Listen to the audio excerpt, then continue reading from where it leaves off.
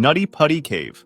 John Jones, a young 26-year-old man, decided to explore the Nutty Putty Cave in the Utah desert near Salt Lake City. This wasn't his first caving experience, as he and his brother Josh used to explore caves around Utah, even though it was the first time he would have gone into the Nutty Putty Cave specifically. The cave was considered beginner-friendly, as it was well-mapped, and the first main parts were accessible to everyone, such as the maze or the big slide. There were also some harder areas for more experienced cavers, like the birth canal, which was an incredibly tight passage. John wasn't going alone. He went with a group of 11, including family and friends. The cave was closed off at the time because some cavers had previously gotten stuck, but it was reopened and accessible only to those with a specific permit. Josh managed to get one, and on November 24th, 2009, they went in. Everyone stayed in the beginner-friendly areas, but John and Josh quickly got bored and started looking for the harder tunnels they had heard about. They knew about the birth canal, one of the tightest passages in the cave, which, after the narrowest part, had a room where they could stand up and turn around to head back. They ventured into the narrow passages of the cave, and at one point, they reached an area called the Corkscrew, named that way because of how hard it was to get through. It was after the Corkscrew that cavers would normally turn around, but 5 years before, an accident had happened in that exact spot. A 16-year-old boy named Brock Clark got stuck there, even though he was just 5 feet 7 inches tall and weighed only 140 pounds. He had to wait a whole 14 hours before getting freed. John, however, was 6 feet tall and weighed 200 pounds, so he clearly knew he couldn't turn around to go back in that specific part of the tunnel. In a space only 12 inches high, he squeezed his stomach in and kept moving forward until he got to a point where he was headfirst at a downward angle. It looked like there was an area ahead where he could finally turn around, so he kept going in. But what he didn't know was that beyond that ledge, the area was uncharted. No one had been there before him. He still thought he was in some part of the birth canal, and since he knew many cavers felt stuck just like he was, but eventually found a place to turn around, he continued on. After a while, however, he started sliding toward the bottom of the tunnel, almost doing a handstand to hold on and try to push himself back up. He immediately yelled to his brother to stop, and they started discussing what they should do, as John's arms were starting to lose strength. They decided to move forward just a little more, and then turn around, because John saw a hole in the floor ahead that he thought might lead to a larger space. What he didn't realize, however, was that it was just a dead-end opening at the bottom of the tunnel, so once he went in, he was stuck in a vertical position, upside down. The opening was just 18 by 10 inches, and any effort to get out proved useless, so he screamed for help. His brother Josh came in feet first and squeezed one of John's legs with his own, trying to pull him out. This also didn't work, and after Josh became exhausted, they decided that he would exit the cave to call for help. John waited there upside down, and gravity kept pushing him further into the opening, with his chest getting compressed against the walls, allowing him to take only small breaths. The first rescuer arrived after 3 hours. She had a rope tied to her ankle, so she could be pulled back out while she put another rope around John's legs to try to pull him out. This also didn't work, so they decided to install a pulley system, which was much stronger than just a human pull, and it was what had gotten Brock Clark free 5 years prior. However, this required a lot of time, since each piece of equipment had to be brought through the entire cave, which took nearly an hour. Also, only one assistant at a time could be there, and only small tools could be brought in. After spending the whole night there, John's body was starting to show the signs of being upside down for more than 12 hours. He had been completely lucid up to that point, but now he was starting to lose his sanity, hallucinating. The oxygen concentration in the air was also dropping lower and lower. During this time, they brought in a device that allowed him to speak with his wife, who encouraged him to hang on. John assured her that he would be out with her soon. Around 4 o'clock, the pulleys were ready, so rescuer Ryan Schurz, who was inside the cave, grabbed John's legs and they activated the pulley. John started screaming in agony as his legs turned blue and no longer had a pulse, telling them to stop. After a brief pause to let him calm down, they tried again, and it seemed to be working. John rose high enough that Ryan was able to make eye contact with him and give him some Gatorade through a tube. His situation was still very bad, however, as his lifeless legs were hitting the ceiling and blocking him from getting out of the hole. They were strongly considering breaking his legs, as time was really starting to run out. Then, the rope holding the pulley broke, pulling everything toward Ryan's face and injuring his face, lips, tongue, and causing a concussion. He lost consciousness briefly, and when he woke up, he immediately left the cave. Meanwhile, John had slipped back into the hole, and it took another hour to repair the pulley. When they tried pulling him out once more, John wasn't responding. Since it would have been impossible to lift him without his help, they sent a medic inside the cave to check whether he was still alive. At 11:56 on November 25th, John Jones was declared dead. The entire cave system was then closed off with concrete, and they placed a plaque to commemorate John Jones's life. Judon Cave.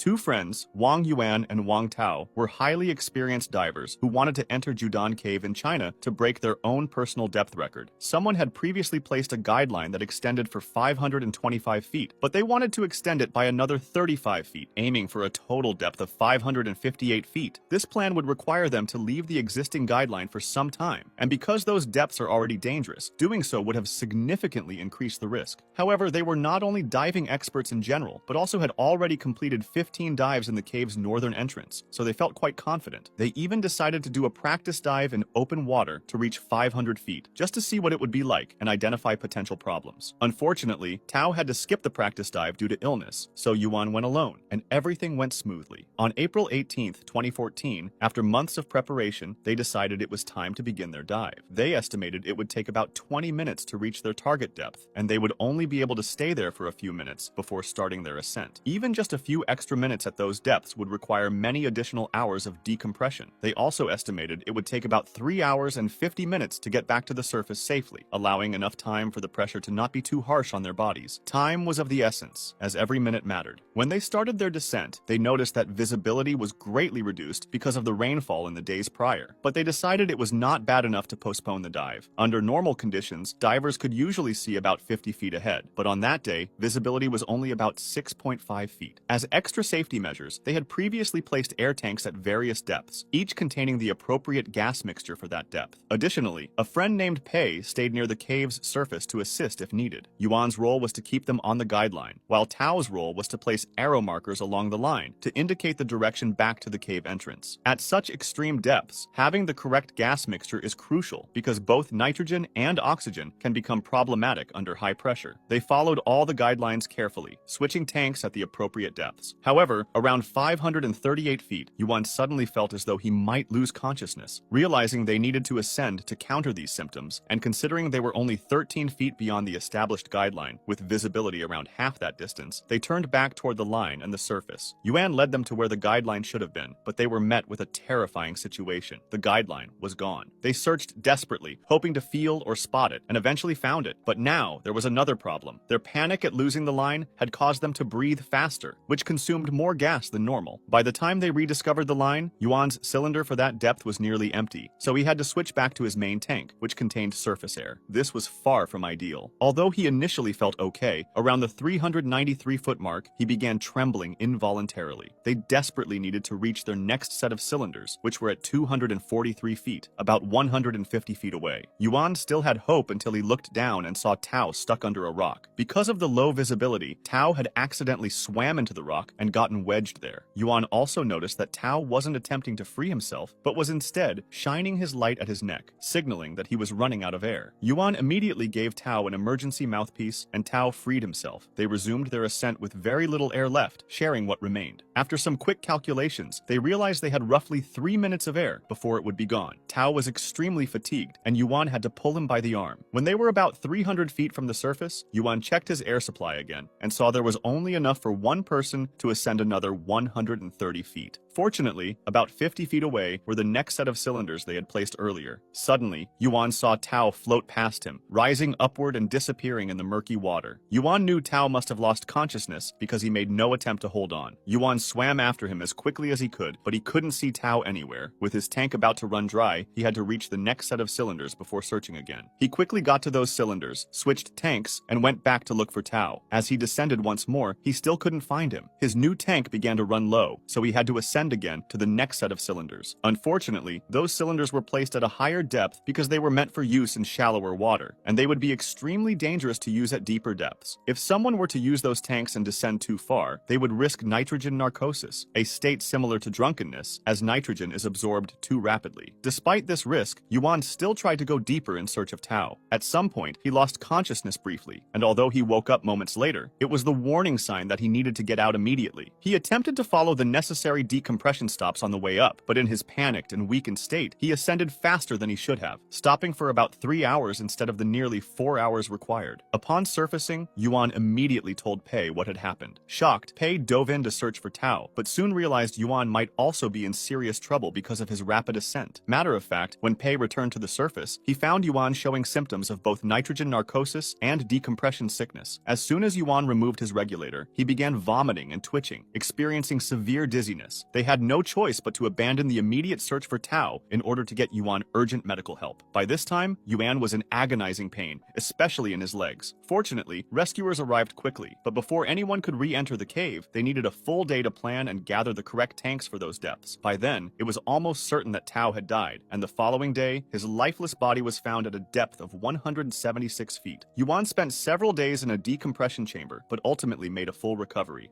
Kalimba Cave Tragedy. It was December 2004, and 9 divers were about to enter the Kalimba cenote for the second time while on vacation in Mexico. Their plan was to follow the guidelines to the Boschchen cenote before turning back. They split into 2 groups. The first would go ahead and set markers to highlight the correct path, while the second would follow. Since the first group had more efficient oxygen tanks, they planned to go farther before returning, while the second group would start heading back earlier. As Team 2 was expected to resurface first, they would remove a specific type of marker called cookies to signal their exit. Seeing that the cookies were gone, Team 1 would then remove their own markers on the way back, ensuring the cave remained clean for future divers. Everything went according to plan. Team 1, noticing the absence of the cookies, began their ascent, but when they resurfaced, Team 2 was nowhere to be found. They searched the area for 30 minutes but found no sign of them. Regrouping at the Kalimba cenote, they geared up to re-enter the tunnel and search for them. By this point, Team 2 had little oxygen left, but suddenly, bubbles appeared in the water, and 2 divers quickly resurfaced. They immediately began explaining what had happened underwater. Instead of following the intended exit path, Team 2 had mistakenly turned left. The return trip should have been short, but they only realized their mistake after swimming 1,400 feet in the wrong direction. By the time they noticed, they were nearly 3,000 feet from the original exit. However, another exit was just 300 feet away. Reaching it posed a serious challenge. They needed to cross a 70-foot gap with no guidelines, making it a dangerous risk of getting lost. Kent, one of the divers, took out his safety line, secured it, and began swimming across. He was just short of reaching the guideline when his line stopped him. It was too short to cover the long gap. Time was running out, and turning back, Kent saw the rest of the group heading toward the initial path, so he swam fast to catch up. By then, their oxygen levels were critically low, and with no air pockets in the cave, the situation was becoming life-threatening. After 25 minutes of swimming, they finally reached the correct line. A 30-minute swim still lay between them and the exit. Bill's oxygen was nearly gone, with only 200 psi left. He moved next to Jean, who had more air, and she shared hers using her emergency extra mouthpiece. The situation was so bad that in tight passages, Bill had to hold his breath while Jean squeezed through first. Then Michael also began running dangerously low on air. Seeing that Jean and Bill were already sharing and could not help him, he panicked. He was the least experienced of the group, and his tank was almost empty. Fortunately, Kent reached him in time, handed him his emergency mouthpiece, and tried to calm him down. Meanwhile, Jean and Bill made it out with just 500 psi left in Jean's tank. Had they been delayed just a few more minutes, they would have drowned. They immediately informed the others that Michael and Kent were behind them. Their lights had been visible just before they exited. The remaining divers quickly re-entered the tunnel, hoping to find them in time. Just 250 feet inside, they spotted Michael and Kent's lights, but something was wrong. They weren't moving. As they got closer, the truth became clear. Both had run out of oxygen and drowned, just 5 minutes from the exit.